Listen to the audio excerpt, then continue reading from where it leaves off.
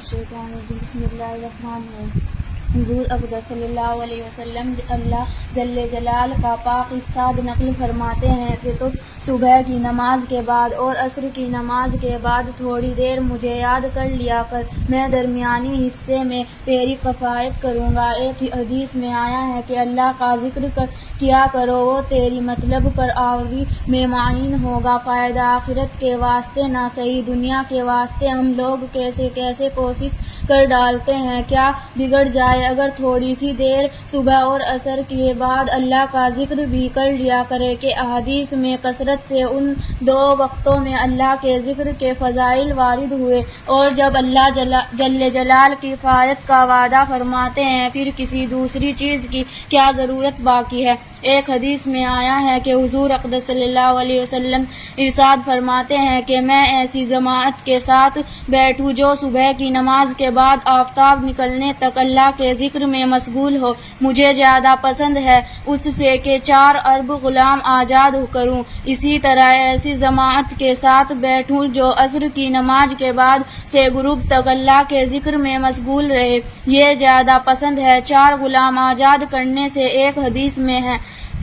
ہے کہ جو شخص صبح کی نماز جماعت سے پڑھے پھر آفتاب نکلنے تک اللہ کے ذکر میں مشغول رہے اور پھر 2 رکعت نفل پڑھے، اس کو ایسا ثواب ملے گا جیسا کہ حج اور عمرہ پر ملتا ہے، اور حج اور عمرہ بھی وہ جو کامل ہے۔ حضور صلی اللہ علیہ وسلم کا ارشاد ہے کہ میں ایک جماعت کے ساتھ صبح کی نماز کے بعد سے آفتاب نکلنے تک ذکر میں مشغول رہوں، یہ مجھے دنیا اور دنیا کی تمام چیزوں سے زیادہ محبوب ہے۔ اسی طرح عصر کی نماز کے بعد سے غروب تک ایک جماعت کے ساتھ ذکر میں مشغول رہوں، یہ مجھے دنیا اور دنیا کی تمام چیزوں سے زیادہ پسند ہے۔ انہی وجوہ سے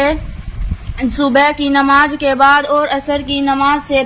بعد اور عاد کا معمول ہے، اور حضرات صوفیہ کے یہاں تو ان دونوں وقتوں کا خاص اہتمام ہے کہ صبح کی نماز کے بعد عموم اشغال میں اہتمام فرماتے ہیں اور عصر کے بعد اور عاد کا اہتمام کرتے ہیں، بالخصوص فجر کے بعد فقہا بھی اہتمام فرماتے ہیں۔ مدینہ میں امام ملک رحمۃ اللہ علیہ سے نقل کیا گیا ہے کہ فجر کی نماز کے بعد طلوع آفتاب تک باتیں کرنا مکروہ ہے، اور حنیفہ میں سے صاحب درفختار رحمۃ اللہ علیہ نے بھی اس وقت باتیں کرنا مکروہ لکھا ہے۔ ایک حدیث میں آیا ہے کہ جو شخص صبح کی نماز کے بعد اسی حیت سے بیٹھے ہوئے بولنے سے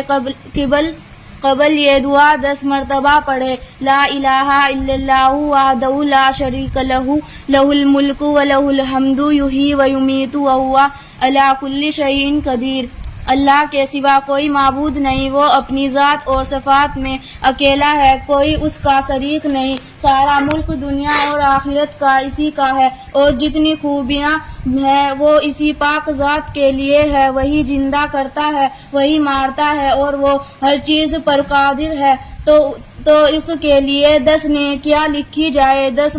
10 برائیاں معاف فرمائے جائے، اور جنت میں 10 درجے بلند کیے جائے، اور تمام دن شیطان سے اور مکروہات سے محفوظ رہے۔ ایک حدیث میں آیا ہے کہ جو صبح اور عصر کے بعد استغفر اللہ الذی لا الہ الا هو